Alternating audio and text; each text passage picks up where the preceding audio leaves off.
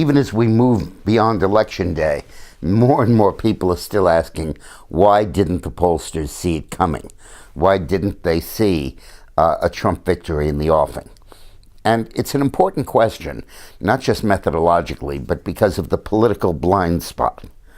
They were concentrating obsessively on the national popular vote, on the so-called swing states, the traditional swing states, North Carolina, Florida, Ohio, Iowa, and on the black vote, the Latino vote, the female vote, the young vote, sensitive for signs of turnout going up or going down. And those were the things that the pollsters were looking at. And none of those could signal the magnitude of the Trump triumph. In fact, they may not have shown Trump winning at all in many of their polls. What happened was, at the very end, the last 3 weeks, there was a massive shift of white high school educated men to Trump. 3 weeks before Election Day, he was ahead by 14 points among them, 2 weeks by 30 points, 3 weeks by 40 points, and on Election Day carried them 67-20, a 47-point margin. Why didn't the pollsters notice a swing of this magnitude? While they got the national vote basically right, why didn't they notice that that blue wall of states, Pennsylvania, Ohio, Wisconsin, and Michigan, was crumbling and would in fact go for Trump? And the answer is crucial in understanding their failure and understanding the blind spot of the pundit community. They didn't know they were alive. They didn't know that they existed. They weren't black, they weren't Latino, they weren't women, they weren't young, they weren't on the radar screen of the polling firms. Most polling firms, when they do their demographics, have men and women and high school graduates and college and age and income and party, and that's it. They don't correlate educational level with race and look at that separately.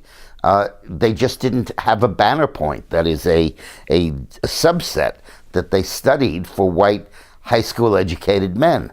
Fox News did, and that's why I saw this coming, because I was using Fox data on it, and they showed that trend. But the others just missed it. And this is not just an abstruse methodological point. It's a fundamental flaw in their worldview. They saw identity politics exclusively through the prism of Barack Obama's identity. But when you look at it through the prism of the American people's identity, you see that 20% of the vote is cast by white men who haven't been to college. And they're a very politically important group.